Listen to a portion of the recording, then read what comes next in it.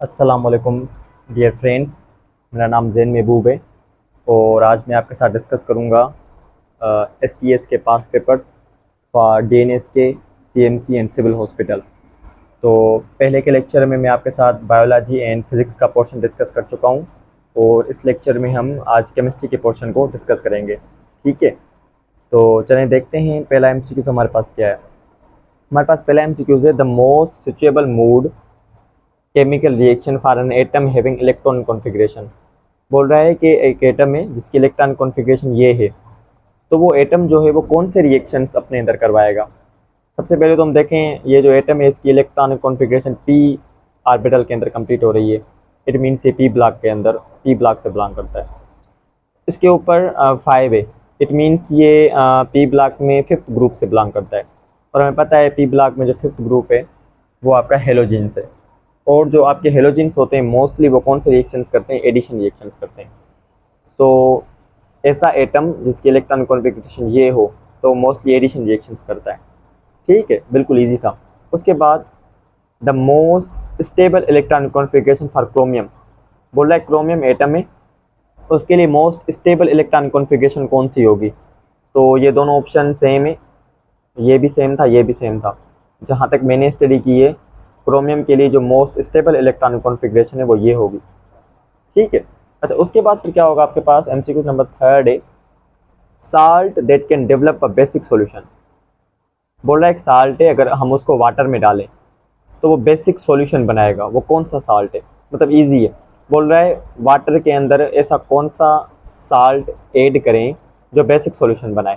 Sodium carbonate, sodium chloride, copper sulphate, ammonium chloride. तो आपका जो सही जवाब होगा वो होगा सोडियम कार्बोनेट। बिल्कुल ईजी है। High percentage of ionic character result in the highest value of dipole moment in. बोल रहा है कि इनमें से कौन है जिसका आयोनिक करेक्टर सबसे ज़्यादा है और आयोनिक करेक्टर ज़्यादा होने की वजह से उनकी डायपोल मोमेंट की वैल्यू भी ज़्यादा है। तो सबसे पहले देखें आयोनिक करेक्टर उनका ज़्यादा होता है जिनमें इलेक्ट्रोनेगेटिविटी का डिफरेंस ज़्यादा हो। ठीक है, तो हमें पता है इन सब में से सबसे ज़्यादा इलेक्ट्रोनेगेटिविटी फ्लोरीन की होती है और हाइड्रोजन की आई थिंक 2.1 होती है। तो सबसे ज़्यादा जो इलेक्ट्रोनेगेटिविटी का डिफरेंस होगा वो इनके बीच में होगा। इलेक्ट्रोनेगेटिविटी के डिफरेंस होने की वजह से आयोनिक करेक्टर इसका ज़्यादा होगा, जिसकी वजह से इसकी डायपोल मूवमेंट भी क्या होगी, ज़्यादा होगी। बिल्कुल ईजी। उसके बाद आपके पास है formation of line spectrum can be expected from. बोल रहा है इनमें से कौन है जो लाइन स्पेक्ट्रम बनाएगा। देखिए हमें पता है लाइन स्पेक्ट्रम तब बनेगा जब हम एक एटम को एनर्जी देंगे, फिर उसका इलेक्ट्रॉन एक्साइटेड स्टेट में जाएगा, फिर वो नीचे आएगा, फिर उसमें से एनर्जी निकलेगी, फिर उसका स्पेक्ट्रम बनेगा। तो सोडियम कैटायन ये अपना इलेक्ट्रॉन पहले से ही लॉस कर चुका है तो इसमें से लाइन स्पेक्ट्रम नहीं मिलेगा। सोडियम आयन में से भी नहीं मिलेगा, सोडियम क्लोराइड में से भी नहीं मिलेगा। सोडियम एटम में से हमें लाइन स्पेक्ट्रम मिलेगा। यानी कि जो लाइन स्पेक्ट्रम मिलता है ना वो हमेशा न्यूट्रल एटम्स में से मिलता है। न्यूट्रल मतलब जिसमें जितने इलेक्ट्रॉन हो उतने ही प्रोटॉन हो, क्योंकि जब हम इसको एनर्जी देंगे तब इसका इलेक्ट्रॉन एक्साइटेड स्टेट में जाएगा, फिर वो नीचे आएगा, फिर जाकर हमारे पास लाइन स्पेक्ट्रम बनेगा। तो यहाँ पर आपका जो सही जवाब होगा वो होगा सोडियम एटम। उसके बाद आपके पास by adding potassium hydroxide into aqueous solution of potassium chloride. बोला है पोटेशियम हाइड्रोक्साइड को हम ऐड कर रहे हैं पोटेशियम क्लोराइड के अंदर। तो पोटेशियम क्लोराइड जो है उसकी आयोनाइजेशन पर क्या इफेक्ट पड़ेगा। क्या उसकी आयोनाइजेशन इंक्रीज होगी, डिक्रीज होगी, रिमेन्स अनचेंज, बिकम अनप्रेडिक्टेबल। तो याद करना बेटा, जब भी पोटेशियम हाइड्रोक्साइड हम ऐड करते हैं पोटेशियम क्लोराइड के अंदर तो पोटेशियम की जो आयोनाइजेशन है, पोटेशियम क्लोराइड की जो आयोनाइजेशन है उस पर कोई भी फर्क नहीं पड़ेगा। A is the correct answer. उसके बाद आपके पास एमसीक्यूज है passing of hydrogen sulphide through aqueous solution. बोल रहा है हाइड्रोजन सल्फाइड को हम पास करवा रहे हैं या यानी कि रिएक्ट करवा रहे हैं सल्फ्यूरिक एसिड के साथ, तो क्या होगा। Not affect the ionisation of sulphuric acid, decrease the ionisation of sulphuric acid, increase the ionisation of sulphuric acid. बोल रहा है सल्फ्यूरिक एसिड को जब रिएक्ट करवाएंगे हाइड्रोजन सल्फाइड के साथ तो भाई क्या होगा इसमें, जब सल्फ्यूरिक एसिड रिएक्ट करेगा हाइड्रोजन सल्फाइड के साथ तो आपका जो आयोनाइजेशन ऑफ सल्फ्यूरिक एसिड है वो इंक्रीज होगा। बिल्कुल ईजी है। उसके बाद 8th MCQ आपके पास lowest value of bond length. बोल रहा है कौन सा है जिसकी बॉन्ड लेंथ की वैल्यू लोवेस्ट होगी, मतलब आगे हम ऑप्शंस पढ़ेंगे, उसमें 4 ऑप्शंस है। फिर बोल रहा है बताओ बॉन्ड लेंथ की वैल्यू लोवेस्ट किसके लिए होगी, will be observe in case of bond formation. अगर बॉन्ड बनेगी, ठीक है, कोई एलिमेंट्स है, अगर उनमें बॉन्ड बन रही है तो बॉन्ड लेंथ की वैल्यू लोवेस्ट किसके अंदर होगी। आपके पास पहला है DsP3 hybridization, sp3 hybridization, sp2 hybridization, sp hybridization. जी हाँ, क्या होगा इसका करेक्ट? जी भाई, तो इसका जो करेक्ट जवाब होगा वो होगा sp हाइब्रिडाइजेशन। देखिए हमें पता है जो sp3 हाइब्रिडाइजेशन करते हैं उनमें सिंगल कोवलेंट बॉन्ड होती है, जो sp2 करते हैं उनमें डबल कोवलेंट बॉन्ड होती है, जो sp करते हैं उनमें ट्रिपल कोवलेंट बॉन्ड होती है। तो भाई जाहिर सी बात है इनमें अगर ट्रिपल कोवलेंट बॉन्ड है, जितनी बॉन्ड ज़्यादा स्ट्रॉन्ग होगी एटम्स उतने ही एक दूसरे के ज़्यादा करीब होंगे। अगर एटम्स एक दूसरे के ज़्यादा करीब होंगे तो बॉन्ड लेंथ कम होगी ना, तो sp hybridization is the correct answer. Concept देखो, concept the highest value of bond dissociation energy is associated with the bond formed by. बोल रहा है इनमें से इन तीनों ने, चारों ने बॉन्ड बनाई है, ठीक है। sp हाइब्रिडाइजेशन में भी बॉन्ड बनती है, sp2 में भी बॉन्ड बनती है, sp3 में भी बॉन्ड बनती है। तो इनमें से कौन सी बॉन्ड है जिसको तोड़ना हमारे लिए ज़्यादा मुश्किल होगा, तो भाई sp हाइब्रिडाइजेशन। जाहिर सी बात है ये ट्रिपल कोवलेंट बॉन्ड बनाएगा और ट्रिपल कोवलेंट बॉन्ड को तोड़ना हमारे लिए बहुत मुश्किल होगा, तो दोनों में sp हाइब्रिडाइजेशन होगा। उसके बाद आपके पास क्वेश्चन नंबर 10 है, इसको खुद देख लेना, ये मुझसे नहीं हुआ, सॉरी क्वेश्चन नंबर 11 मुझसे नहीं हुआ, मैंने बहुत कोशिश की, आप खुद इसको देख लीजिएगा। 10 को पढ़ते हैं। Addition of hydrochloric acid into concentrated solution of acetic acid. बोल रहा है हाइड्रोक्लोरिक एसिड को अगर हम रिएक्ट करवाएं एसिटिक एसिड के साथ तो क्या होगा हमारे पास। तो सीधा जवाब पर आते हैं, हमारे पास जो एसीटेट आयन है इसकी कंसंट्रेशन डिक्रीज होगी। 12th MCQ आपके पास नॉन डायरेक्शनल ओवरलैपिंग, एक होती है डायरेक्शनल ओवरलैपिंग, एक होती है नॉन डायरेक्शनल ओवरलैपिंग। बोल रहा है non directional overlapping of atomic orbitals is entirely responsible for stable molecular geometry of. देखें जितने भी नॉन पोलर मोलिक्यूल्स होते हैं ना, जैसे नाइट्रोजन हो गया, हाइड्रोजन हो गया, क्लोरीन हो गया, ऑक्सीजन हो गया, ये नॉन पोलर होते हैं। अगर N2 ये नॉन पोलर है, ऑक्सीजन नॉन पोलर है। जितने भी नॉन पोलर मोलिक्यूल्स होते हैं ना उनमें नॉन डायरेक्शनल ओवरलैपिंग होती है, जिसकी वजह से उनकी एक स्टेबल शेप बनती है। तो यहाँ पर आपका नाइट्रोजन होगा सही जवाब। नाइट्रोजन भी हो सकता था, ऑक्सीजन भी हो सकता था, क्लोरीन फ्लोरीन कुछ भी हो सकता था। तो बस समझ लें जो नॉन पोलर मोलिक्यूल हों उनमें नॉन डायरेक्शनल ओवरलैपिंग होती है और उनकी ज्योमेट्री स्टेबल रहती है। उसके बाद आपके पास 13th MCQ है, in order to form stable molecular geometry of phosphorus pentachloride. बोल रहा है फॉस्फोरस पेंटाक्लोराइड की हमें स्टेबल मोलिकुलर ज्योमेट्री बनानी है, तो उसका जो सेंट्रल एटम है वो कौन सी हाइब्रिडाइजेशन करे ताकि इसकी जो ज्योमेट्री है वो स्टेबल बने। तो भाई जो उसका सेंट्रल एटम है उसको करनी चाहिए DsP3 हाइब्रिडाइजेशन, तब जाकर फॉस्फोरस पेंटाक्लोराइड जो वो स्टेबल बनेगा। उसके बाद आपके पास है in oxygen molecule a pi bond is formed by. देखें जब मॉलिक्यूल्स, याद करना, जब मॉलिक्यूल्स पैरेलल मिलते हैं, ऐसे पैरेलल जब मॉलिक्यूल्स मिलते हैं तो पाई बॉन्ड बनती है। जब मॉलिक्यूल्स हेड टू हेड मिलते हैं तो सिग्मा बॉन्ड बनती है, ठीक है। जब मॉलिक्यूल्स पैरेलल मिलते हैं तो पाई बॉन्ड बनती है। तो यहाँ पर क्या होगा आपके पास सही जवाब, और पाई बॉन्ड में हमेशा PP होता है, ठीक है, PP अवरलैप पैरेलल, क्योंकि पाई बॉन्ड में PP ऑर्बिटल होते हैं और कोई भी ऑर्बिटल्स नहीं होते। क्लियर बात है, तो आपका D is the correct answer. 15 को आप खुद देख लेना। 16 पर आते हैं। Magnesium atom can be made isoelectronic to neon. बोला है मैग्नीशियम आइसो इलेक्ट्रॉनिक मतलब ऐसे जिनके पास इलेक्ट्रॉन सेम हो। बोला है मैग्नीशियम और न्योन, मैं चाहता हूँ ये दोनों एक दूसरे के आइसो इलेक्ट्रॉनिक हो। आइसो इलेक्ट्रॉनिक मतलब दोनों में इलेक्ट्रॉन सेम हो। तो ऐसा मुझे क्या करना चाहिए कि मैग्नीशियम और न्योन में इलेक्ट्रॉन सेम होने चाहिए। तो सिंपल मैग्नीशियम की ऑक्सीडेशन करवाओ, मैग्नीशियम की ऑक्सीडेशन करवाओ। ऑक्सीडेशन से क्या होगा, मैग्नीशियम अपने इलेक्ट्रॉन लॉस करेगा और वो सेम हो जाएगा न्योन के। उसके बाद आपके पास है addition of dilute solution of hydrochloric acid. बोल रहा है हाइड्रोक्लोरिक एसिड को रिएक्ट करवा रहे हैं बेरियम हाइड्रोक्साइड के साथ, तो क्या होगा, increase concentration of hydroxide ion, option A आपके पास। ऑप्शन बी आपके पास decrease concentration of hydroxide ions, formation of white precipitate, formation of black precipitate.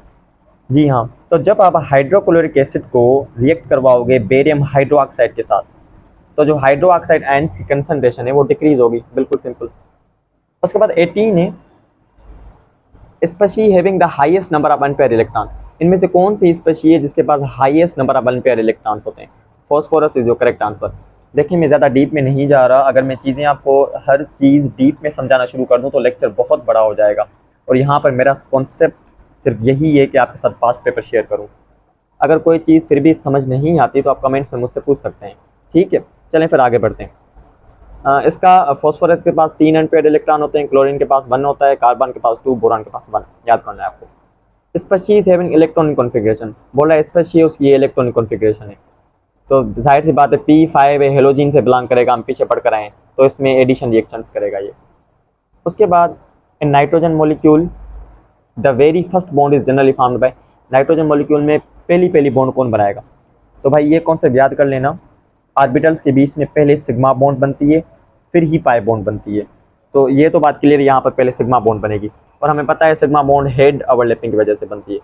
तो नाइट्रोजन मॉलिक्यूल में जो सबसे पहली बॉन्ड बनेगी वो होगी PP हेड ओवरलैप। क्लियर बात है, मतलब हेड टू हेड ओवरलैप और सिग्मा बॉन्ड बनेगा आपके पास। फिर बोला है paramagnetic behaviour of substances is mainly dependent upon the, substances का जो पैरामैग्नेटिक बिहेवियर होता है तो किस चीज़ पे डिपेंड करता है? तो वो आपका डिपेंड करता है अनपेयर्ड इलेक्ट्रॉन्स पर। उसके बाद आपके पास MCQs है। Energy of an electron can be predicted by the useful information provided by the, बोला है हमारे पास 4 क्वांटम नंबर होते हैं, बोला है किस क्वांटम नंबर की हेल्प से हम इलेक्ट्रॉन की एनर्जी मालूम कर सकते हैं? हाँ, यहाँ पर मैं आपको थोड़ी इन्फॉर्मेशन दे सकता हूँ।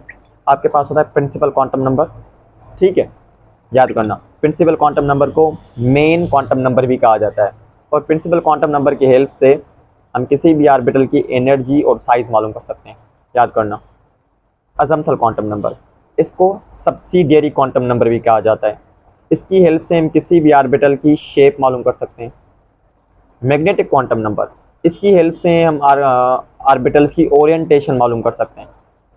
और स्पिन क्वांटम नंबर, इसकी हेल्प से हम जो ऑर्बिटल्स होते हैं उनकी क्लॉकवाइज और एंटी क्लॉकवाइज मूवमेंट को मालूम कर सकते हैं। तो देखें क्वांटम नंबर से अगर ये एक सवाल आया है तो इनमें से कोई भी सवाल आ सकता है, तो आपको पता होना चाहिए प्रिंसिपल क्वांटम नंबर किस चीज़ के लिए यूज़ करते हैं, अजम्थल किस चीज़ के लिए यूज़ करते हैं, स्पिन, मैग्नेटम, सारे याद करने हैं आपको। प्राइमरी अल्कोहल, बोल रहा है हमें क्या बनाना है, हमें हेलो फॉर्म बनाना है, यानी कि हेलो अल्केन्स बनाने हैं हमें, अल्काइल हेलाइड बनाना है हमें। तो बोल रहा है अल्काइल हेलाइड बनाने के लिए, सॉरी आयोडो फॉर्म यानी कि हेलो फॉर्म एक ही चीज़ है, आयोडो फॉर्म। बोल रहा है आयोडो फॉर्म बनाने के लिए हम प्राइमरी अल्कोहल कौन सा लेंगे? बिल्कुल इजी, इथेनॉल। उसके बाद आपके पास है degree of ionisation of an electrolyte generally decreases by, एक इलेक्ट्रोलाइट है उसकी डिग्री ऑफ आयोनाइजेशन कब डिक्रीज होगी? जब हम इंक्रीज करेंगे उसकी कंसंट्रेशन को। उसके बाद है passing hydrogen sulphide, hydrogen sulphide को रिएक्ट करवाया जा रहा है या पास करवाया जा रहा है एसिटिक एसिड के साथ, तो इस कंडीशन में हमारे पास क्या होगा? इस कंडीशन में हमारे पास होगा increase ionisation of acetic acid, ठीक है। उसके बाद आपके पास है for having 5 degenerated atomic orbitals, एक एटम या कुछ भी है जिसके पास 5 डीजेनरेटेड एटॉमिक ऑर्बिटल्स हैं, तो उसके अजम्थल क्वांटम नंबर की वैल्यू क्या होगी? तो ये देख लें भाई, ये SPDF लिखा है मैंने। S के लिए अजम्थल क्वांटम नंबर की वैल्यू 0 होती है, P के लिए अजम्थल क्वांटम नंबर की वैल्यू क्या होती है भाई? सॉरी, S के लिए अजम्थल क्वांटम नंबर की वैल्यू 0 होती है, P के लिए अजम्थल क्वांटम नंबर की वैल्यू 1 होती है, D के लिए अजम्थल क्वांटम नंबर की वैल्यू 2 होती है, और F के लिए अजम्थल क्वांटम नंबर की वैल्यू 3 होती है। यहाँ पर 5 डीजेनरेट ऑर्बिटल की बात कर रहा है, तो यहाँ देखिए D मैंने लिखा है, D में 5 डीजेनरेटेड ऑर्बिटल्स होते हैं, D में 5 डीजेनरेटेड ऑर्बिटल्स होते हैं, तो इसके अजम्थल क्वांटम नंबर की वैल्यू क्या होगी? 2। अगर आपको बोला ऐसा बोलता for having 7 degenerated atomic orbitals, अगर 7 का बात करता और आपसे पूछता बताओ अजम्थल क्वांटम नंबर की वैल्यू क्या होगी, तो जो F होता है, ठीक है, इसके पास 7 डीजेनरेटेड ऑर्बिटल्स होते हैं और इसके अजम्थल क्वांटम नंबर की वैल्यू क्या होती है? 3। तो ये इस साइड वाले अजम्थल क्वांटम नंबर की वैल्यू है और इस साइड वाले डीजेनरेटेड ऑर्बिटल्स हैं, आपको याद करने हैं, कहीं से भी कैसे भी कोई भी सवाल आपसे पूछ सकता है। उसके बाद आपके पास है in order to form a stable molecular geometry central atom of aluminium chloride will undergo, ये वही है वो फॉस्फोरस पेंटाक्लोराइड वाला, तो यहाँ पर जो आपका सही जवाब होगा वो होगा सी, sp2 हाइब्रिडाइजेशन। ठीक है, उसके बाद आपके पास क्वेश्चन है spherically symmetrical orbital will become the outermost orbital. एक ऑर्बिटल है जो स्फेरिकली साइमेट्रिकल है, वो आउटर मोस्ट ऑर्बिटल कब बनेगा? When two electrons are removed from, अच्छा बोला एक एटम है, इनमें से एक ऐसा एटम है जिसमें से अगर हम 2 इलेक्ट्रॉन्स रिमूव कर देंगे ना तो उसकी जो स्फेरिकल साइमेट्रिकल है वो आउटर मोस्ट ऑर्बिटल बन जाएगा। तो ये है आपका silicon atom, is the correct answer. Methane molecule is zero dipole movement. Methane की जीरो डायपोल मूवमेंट होती है क्यों? याद कर लेना, जो मॉलिक्यूल्स नॉन पोलर होते हैं ना, ठीक है, उनकी डायपोल मूवमेंट जीरो होती है। तो यहाँ पर molecular geometry of methane is tetrahedral, ये भी सही है। All bond length in methane are equal, ये भी सही है। तो यहाँ पर आपका जो सही जवाब होगा all bond methane A, every bond in methane is non polar. उसके बाद आपका 30 MCQs है। In the presence of strong electric field, अगर एक एटम को हम स्ट्रॉन्ग इलेक्ट्रिक फील्ड दे रहे हैं, spherical lines of an atom, atoms की जो लाइंस हैं वो स्प्लिट होंगी और प्रोड्यूस करेंगी, लाइट प्रोड्यूस करेंगी या एक स्पेक्ट्रम प्रोड्यूस करेंगी। क्यों प्रोड्यूस करेंगी? या इस इफेक्ट को क्या कहा जाता है? Photoelectric effect, Zeeman effect, डेटोरेशन इफेक्ट, स्टार्क इफेक्ट। तो आपका जो सही जवाब होगा वो होगा Stark effect. Thank you so much, जज़ाकल्लाह।